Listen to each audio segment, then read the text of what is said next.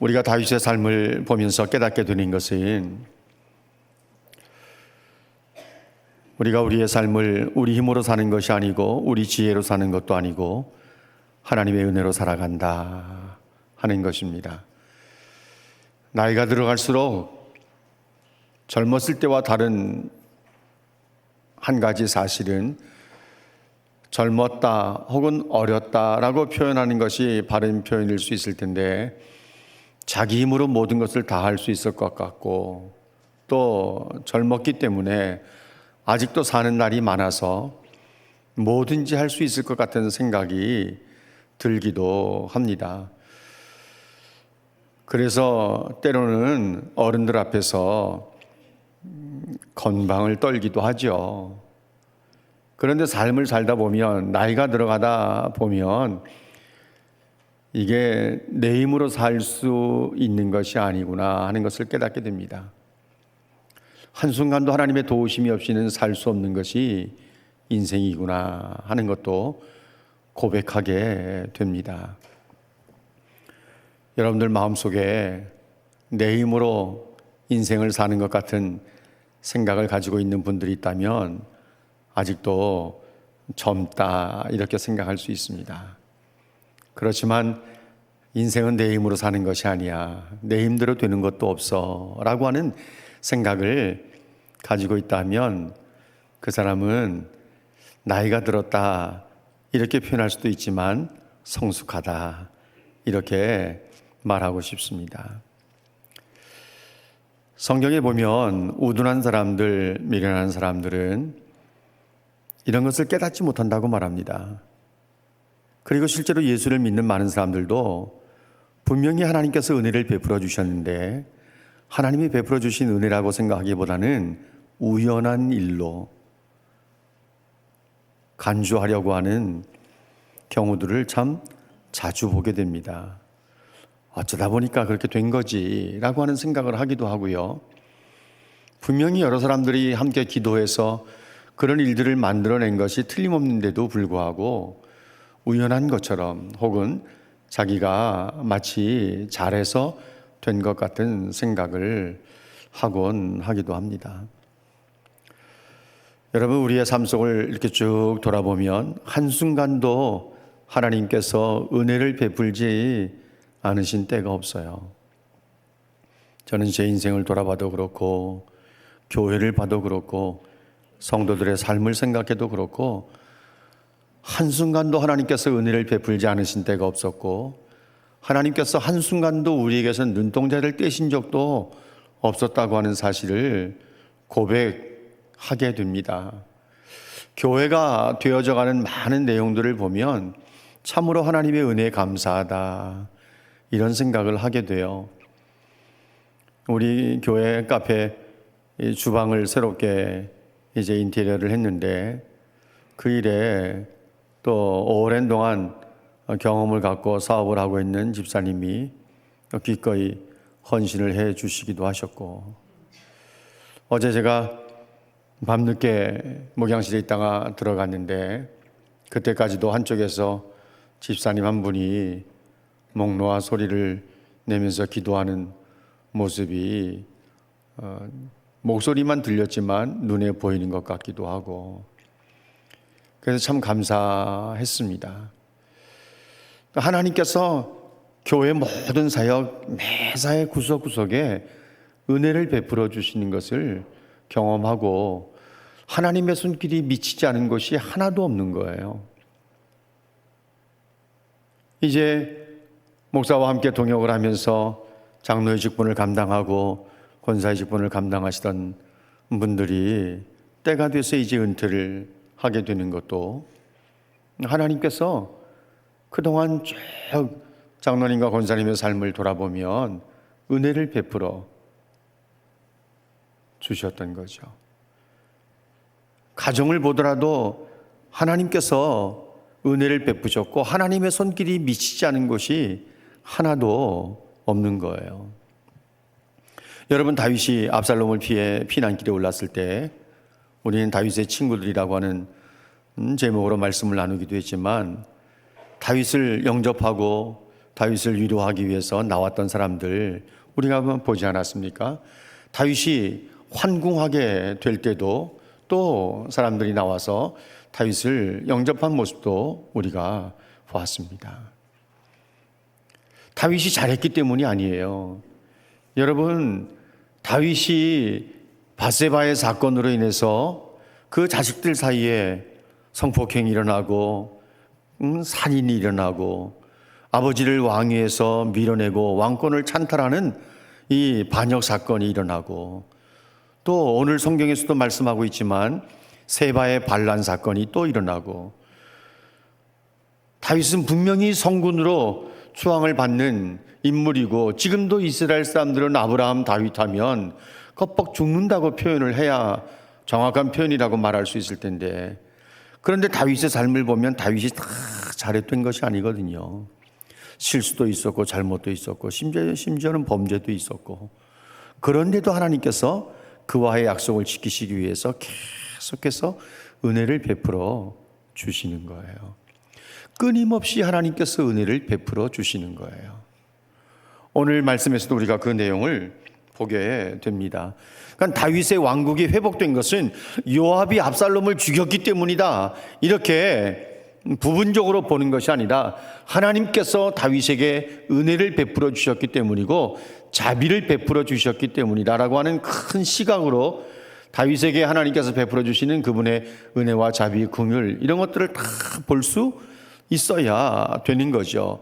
그런데 참 감사한 것은 다윗에게 베풀어 주시는 그분의 은혜와 자비와 긍휼 이 모든 것이 이 시대를 살아가는 하나님의 자녀된 우리들에게도 동일하게 베풀어지고 있다고 하는 사실을 우리가 믿어야 된다고 하는 것입니다. 다윗이 환궁할 때 요단강을 건넜어요. 어디까지 왔는가 하면 길갈에까지 왔습니다. 여러분, 이스라엘 백성들이 애굽을 떠나서 40년 광야를 거치고 요단을 건너서 길갈에 왔을 때 처음 할례를 행했던 거 기억나십니까? 바로 그곳까지 왔을 때 유다 사람들과 이스라엘 사람들의 논쟁이 생겼습니다.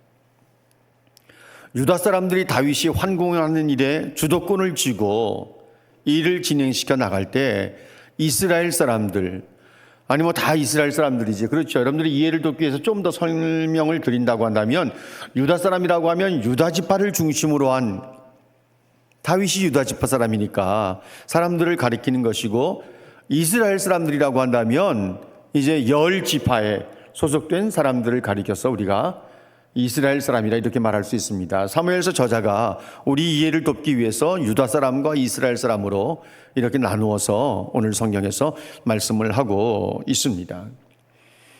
이스라엘 사람들은 우리가 숫자가 훨씬 더 많은데, 숫자로 따진다고 하면 2대 10인데 우리는 10몫이나 차지하고 있는데, 그러니 마땅히 우리가 다윗에게 행해야 되지 않느냐, 왕이 환궁하는 일에 우리가 주도권을 가져야 되지 않느냐, 이렇게 말하고, 유다 사람들은 우리는 왕의 종친들이다 라고 하면서 조금 더 양보를 하지 않으려고 하는 거예요. 그러니까 이 유다 사람들과 이스라엘 사람들 사이에 논쟁이 오고 갈 수밖에 없었는데, 여러분 19장 43절 말씀을 한번 좀 보실래요?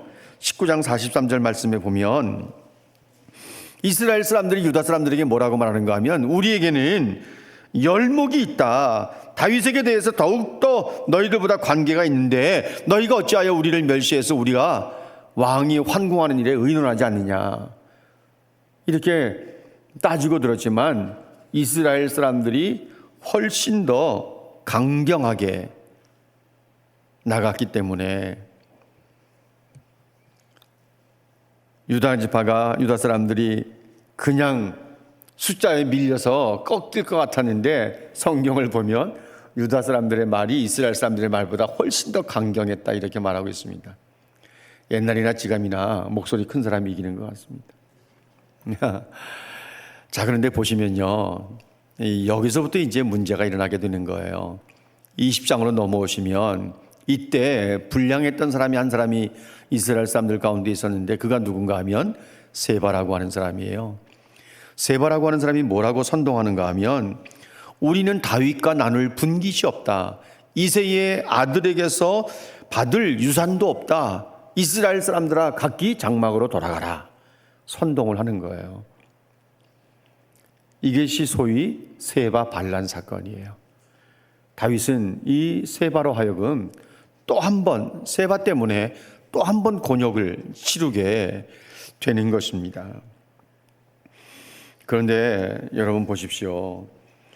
환궁의 다윗의 황궁 문제를 놓고 유다 사람과 이스라엘 사람들 사이에 마치 충성심 경쟁이나 하듯이 우리는 왕의 종친들이다. 우리는 열몫이나 가졌으니 다윗에 대해서는 우리가 주도권을 가지고 진행시켜야 한다고 하면서 마치 다윗에 대한 충성심이 유다 사람은 유다 사람들대로 더 많고 이스라엘 사람은 이스라엘 사람들대로 더 많은 것처럼 그렇게 보여졌는데 여러분 오늘 내용을 보시면요.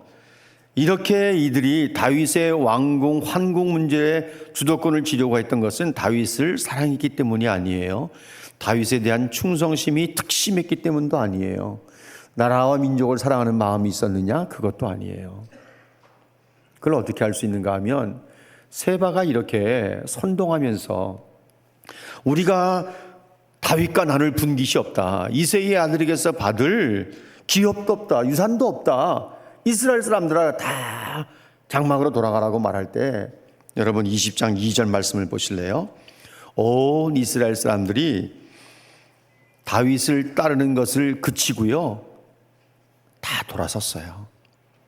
그리고 각기 장막으로 떠나갔고 그 가운데 많은 사람들은 또 세바를 따르기 시작했던 것입니다.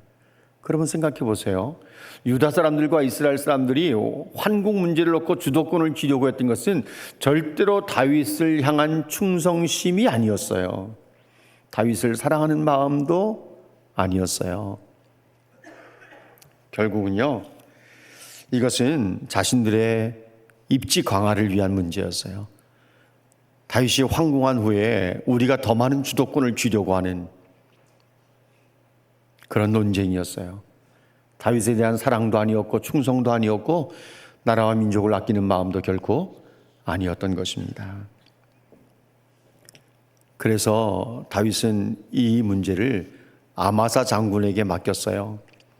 그런데 이상하게 아마사가 이 일을 잘 처리를 못하는 거예요. 그래서 누구에게 또 맡기는가 하면 요압의 동생 아비새에게 맡겼어요. 아비새에게 맡겨서 일을 진행시켜 나가는데 이상하게 나중에 이 일의 주도권을 누가 지는가 하면 요압이 슬그머니 들어와서 이 일에 주도권을 쥐고 14절 말씀부터 진행되는 내용을 보면 요압이 이 일에 앞장서서 일하는 것을 우리가 보게 됩니다. 여러분 14절 말씀을 다시 한번 좀 보실래요? 세바는 이스라엘 모두 지파 가운데 두루 다니다가 결국은 어디까지 오게 돼 있었는가 하면 벳마가에 있는 아벨 성까지, 이 성읍에까지 들어오게 된 거예요. 아벨이라고 하는 성읍은요, 갈릴리 저 이스라엘 저 북쪽 맨 끝에 위치하고 있는 거예요. 여기에 누가 쫓아갔습니까? 15절 말씀, 요압이 쫓아갔어요. 아벨 성문을 열어줄 리가 없으니까 아벨 성 옆에 토성을 쌓고 이 성을 헐어버리려고 하는 전략을 세워서 일을 진행시켜 나갈 때 누가 등장하는가 하면 이 성에 있었던 한 지혜로운 여인이 등장해서 문제를 풀어가는 것이 오늘 성경의 내용입니다.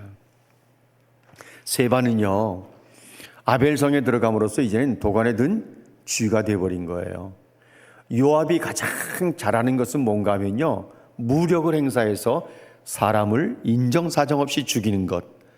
그 요압의 장기예요. 그 부분에 대해서는 얼마나 요압이 잘했는지 몰라요. 그런데 이 성에는 지혜로운 여인이 한 사람이 있었는데 그가 이 전쟁의 문제를 해결하는 것이 오늘 본문의 내용이라고 말씀을 드렸는데 사무엘 상하에는요, 사무엘서 저자가 지혜로운 여인 3명을 등장시키고 있습니다. 한 사람은 나발의 아내였다가 나중에 다윗의 아내가 되는 아비가일.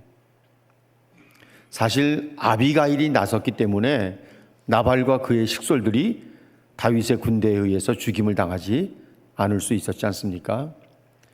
압살롬에 대한 미움과 분노가 가라앉지 않을 때에 요압이 다윗 왕에게 보냈던 이름이 알려지지 않은 드고아의 여인, 그 여인이 지혜로운 여인으로 등장하고 있고, 오늘 이 사무엘하 20장에 나타나는 아벨성에 있는 한 지혜로운 여인이 사무엘 상하에 등장하는 3명의 지혜로운 여인들이에요. 이 사람들은요, 평범한 사람들이에요. 그런데 평범한데도 놀라운 거는요, 이 사람들은 굉장한 지각을 갖고 모든 일들을 지혜롭게 처리해 나갔다는 것입니다. 이들은 무력을 행사하면서 무고한 피를 흘리지 않고 평화적인 방법으로 모든 문제들을 풀어갔어요.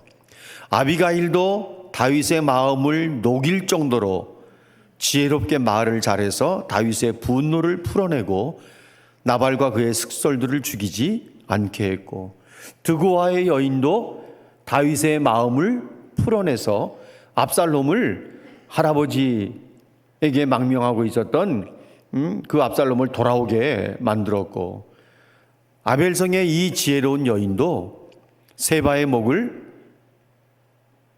요압에게 던짐으로써 전쟁을 끝내게 하고 이 성읍에 전쟁이 진행되지 않도록 평화적인 방법으로 문제를 잘 해결해 냈던 것입니다. 오늘 이 아벨성에 있었던 지혜로운 여인이 우리에게서 주시는 메시지가 무엇인가? 하나님의 역사는요, 사람의 신분의 제한을 받지 않는다는 거예요. 여러분, 16절 말씀을 한번 보실래요?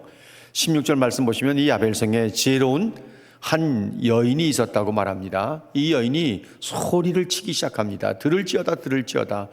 청하건대 너희는 요압에게 말해서 이리로 가까이 오게 해라. 내가 말하려고 한다. 이렇게 말합니다. 여러분, 이 지혜로운 여인이 나서서 말하는 내용을 좀 들어보십시오. 들을지어다 들을지어다 청하건대 요압에게 가까이 오게 해서 내 말을 좀 듣게 하라고 이렇게 말합니다. 사무엘서 저자는요, 이 여인의 이름을 언급하지 않습니다. 수많은 무고한 생명의 목숨을 살린 여인인데 여인의 이름을 언급하지 않아요. 왜냐하면 이스라엘 사회에서는요, 고대나 예수님의 시대나 여인들이 존중받던 시대가 아니었습니다. 성경에 여인들의 이름이 몇몇 등장하긴 합니다만은 드보라 같은 여인도 있었고 에스더 같은 여인도 있었고, 사실 그 모두가 다 민족을 살린 여인들이죠. 오늘 이 에벨성에 있는 한 지혜로운 여인도 마찬가지고요. 그런 시각에서 본다면 에벨성에 있는 여인도 이름을 밝힐 만한데 사무엘서 저자는 이름을 밝히지 않고 있습니다. 중요한 것은 하나님은 신분의 제한을 받지 않으시고 남자가 되었든 여자가 되었든 그들을 통해서 하나님의 역사를 만들어 가신다고 하는 것입니다. 그가 강한 사람이든 약한 사람이든 어리석은 사람이든 지혜로운 사람이든 제한을 두지 않으시고 하나님께서는 역사하시는 거예요. 여러분, 사기사기에 등장하는 내용들, 성경에 나오는 여러 인물들의 모습을 보십시오. 기드온 같은 경우는요, 밀타작을 할 때 기드온 사람들이 두려워서 포도주 틀에서 밀타작을 하지 않았습니까? 그런데 하나님은 그 기드온을 통해서 이스라엘 민족을 미디안의 손에서 건져내신다고요. 하나님 앞에는 약한 자냐 강한 자냐, 배운 자냐 배우지 못한 자냐, 지혜로운 자냐 어리석은 자냐 하는 것이 중요한 것이 아니라 얼마나 하나님께 그 인생을 전적으로 맡기느냐 맡기지 않느냐, 그것을 보시는 거예요.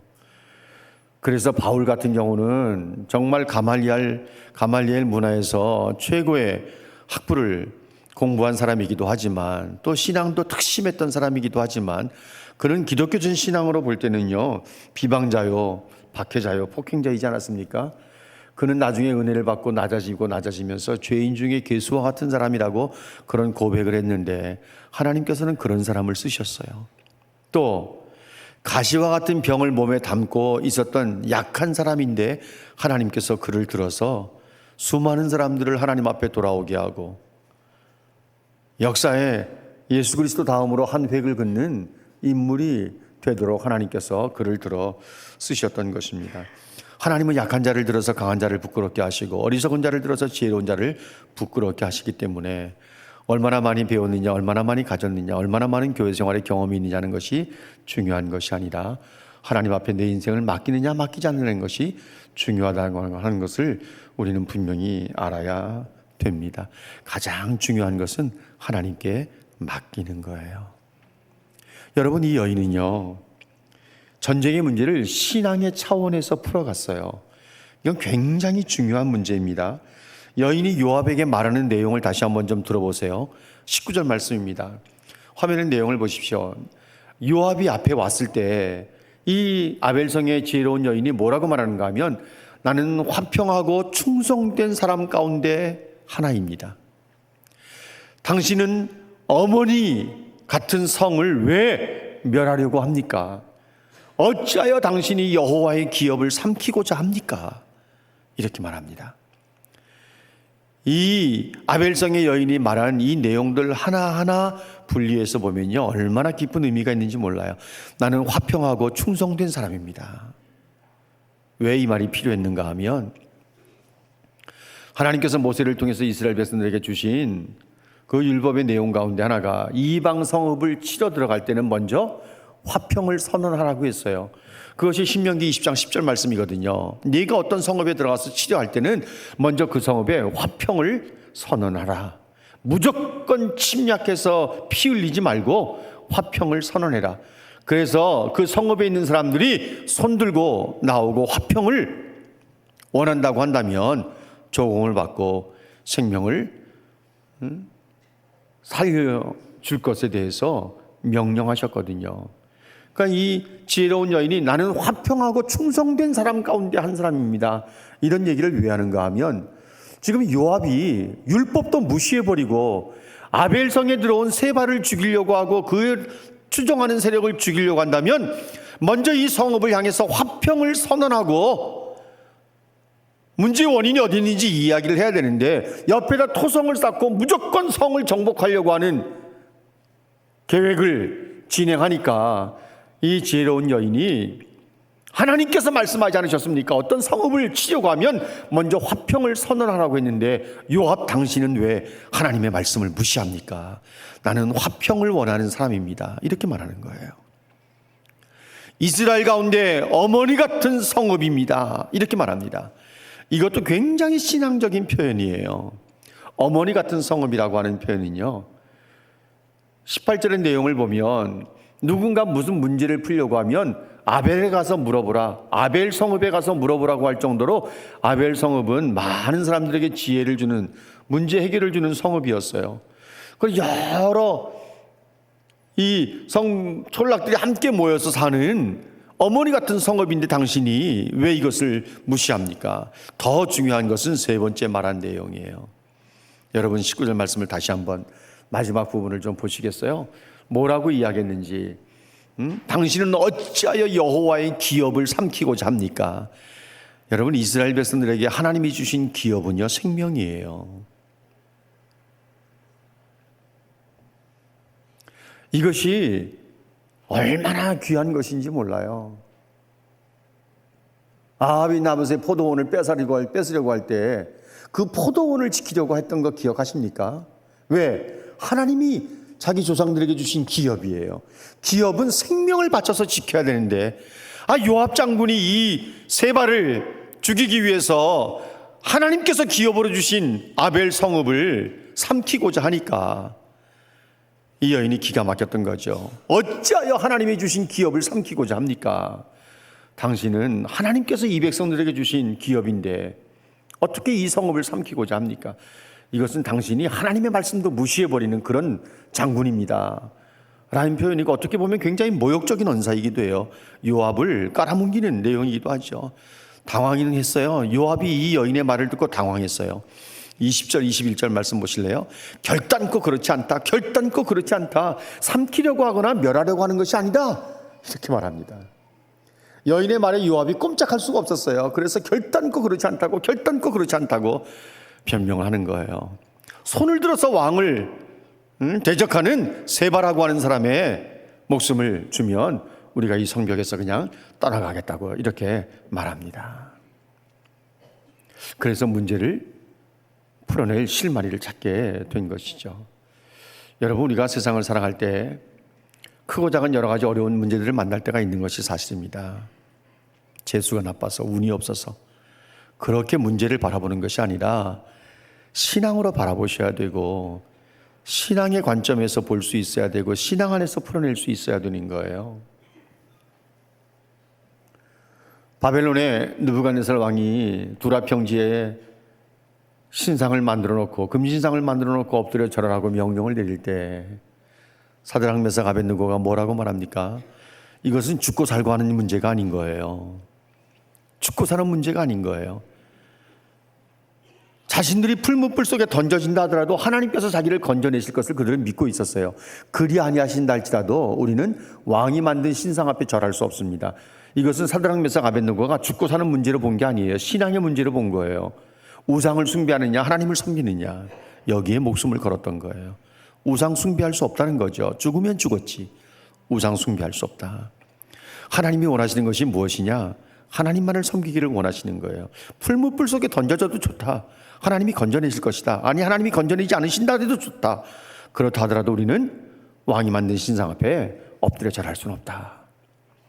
사자굴 속에 던져질 것을 뻔히 알면서도 다니엘은 사자굴 속에 던져지는 순간에 사자들이 가만두겠습니까? 다니엘을 그냥 뼈를 다 부러뜨리고 살을 다 묻어 뜯겠죠. 그런데 다니엘에게도 이 문제는요, 죽고 사는 문제가 아니에요. 신앙의 문제예요. 그래서 전에 행하던 대로 다니엘은 하나님 앞에 감사하면서 예루살렘으로 향한 창문을 열어놓고 기도했던 것 우리가 알지 않습니까?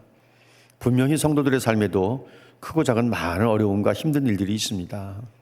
그럴 때 다시 한번 말씀드리지만 일진이 안 좋다든지 운이 없다든지 재수가 나쁘다든지 어떻게 이런 일이 생기는지 모르겠다고 이렇게 말하지 마시고 자신을 돌아보고 내가 하나님 앞에서 뭔가 걸리는 것이 있는지 신앙으로 문제를 보고 풀어낼 수 있어야 되는 거예요. 분명히 여러분 참새 한 마리 떨어지는 것도 하나님의 허락 없이는 떨어지는 법이 없다 그랬어요. 우리의 머리털까지 다 세고 계신 하나님이신데 우리가 어떤 일들 겪는 것 결코 우연이라는 건 없는 거예요. 재수가 없다, 운이 나쁘다, 일진이 안 좋다 이런 거 없는 거예요. 신앙의 관점에서 볼 수 있어야 되고 신앙 안에서 풀어낼 수 있어야 되는 거예요.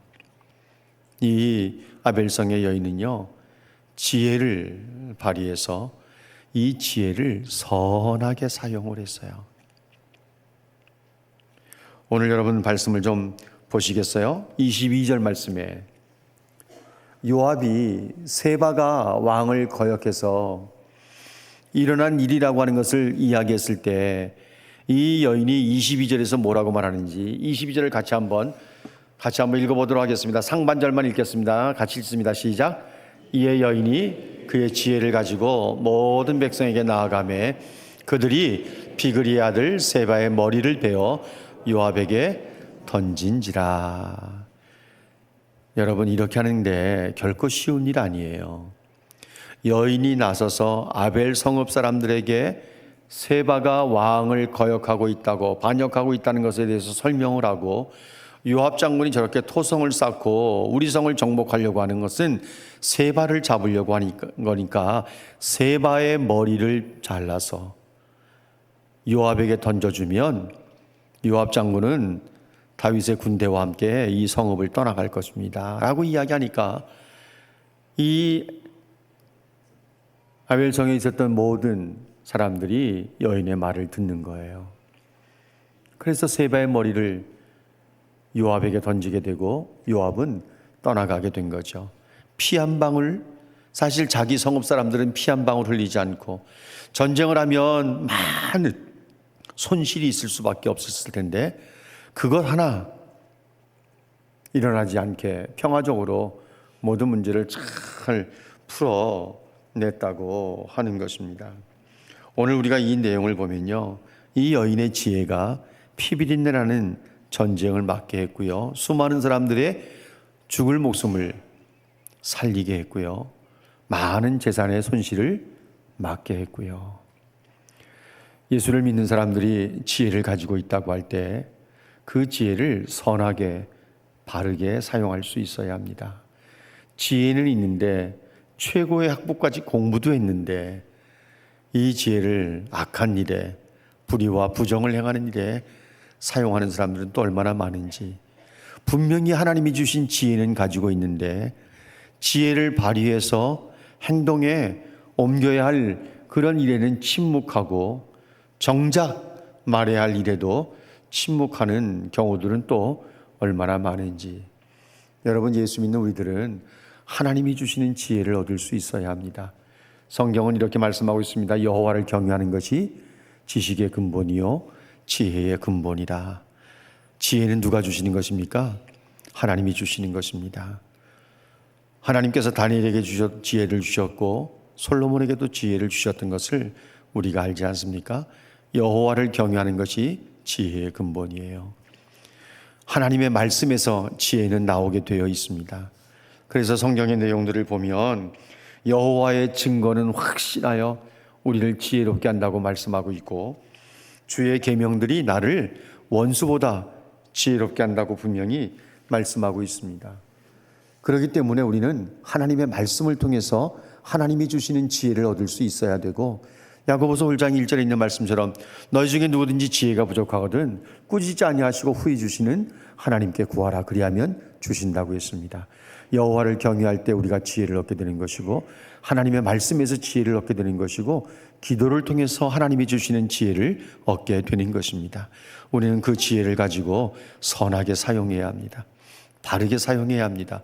아벨성의 여인이 지혜를 통해서 이 성읍을 살렸던 것처럼 스코틀랜드에는 하나의 신앙인이 있었는데 그 한 분의 신앙인은 존 낙스라고 하는 사람입니다.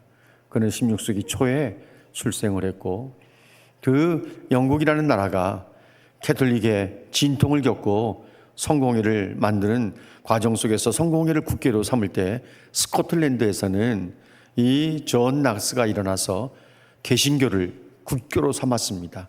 특히 그가 노예 생활을 2년 넘도록 2년이 가깝도록 하면서 이제 스위스 제네바에 있는 칼빈을 만나게 되고 칼빈에게서 신앙과 사상을 배우게 되면서 그것을 그대로 가지고 와서 스코틀랜드에서 장로교를 세우게 됩니다. 장로교회를 세우게 돼요.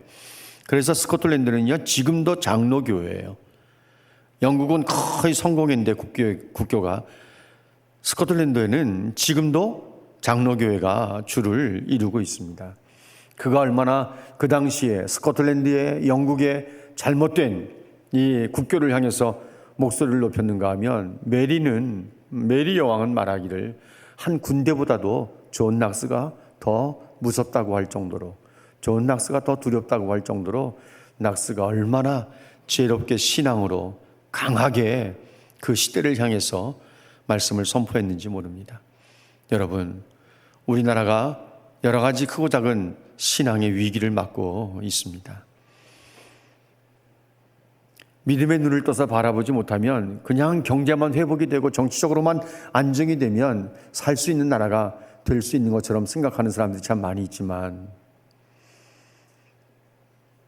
신앙인들 사이에는 거룩한 방파제라고 하는 타이틀로 기도를 하면서 이 나라를 지키려고 하는 사람들이 있고 밤낮으로 금식하면서 무리를 지어 기도하는 무리들이 있고 아직도 끊임없이 여러 가지 반기독교적인 법안에 피켓을 들고 시위를 하는 사람들이 날마다 일어나고 있고 지금 신앙적으로 우리나라는 굉장한 위기 가운데 있습니다.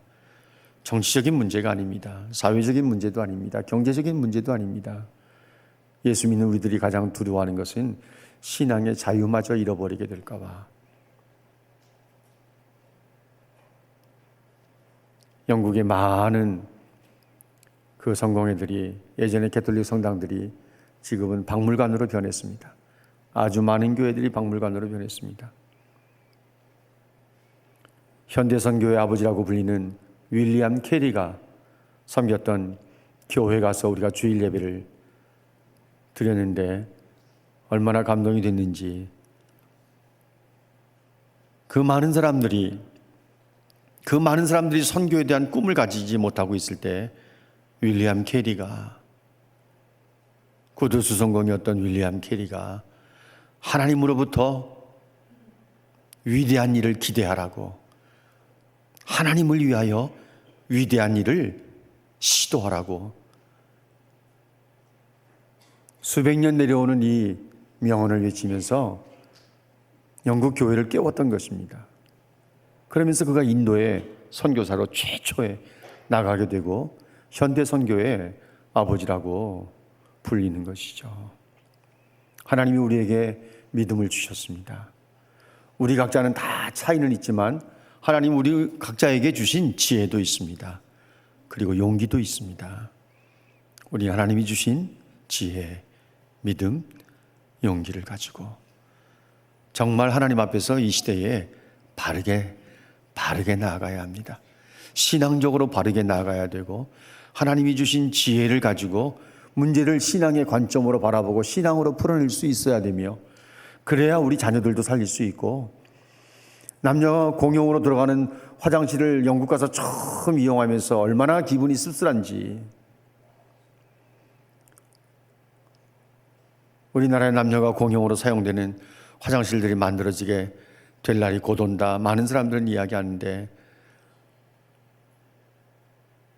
끔찍한 생각이 들더라고요. 정말 우리가 하나님 앞에서 바르게 하지 않으면 우리 자녀들의 미래가 없습니다. 한국교회 미래가 없어요. 하나님이 주신 신앙, 하나님이 주신 지혜, 하나님이 주신 용기를 가지고 하나님 앞에서 바르게 행함으로써 우리 자녀들도 살리고 가정도 살리고 교회도 살리고, 부족하지만 우리가 함께 지내고 있는 이 고향시도 살리고 나라의 한 부분도 살려내는 그런 삶을 살아내는 하나님의 백성들이 되시기를 주님의 이름으로 축복합니다.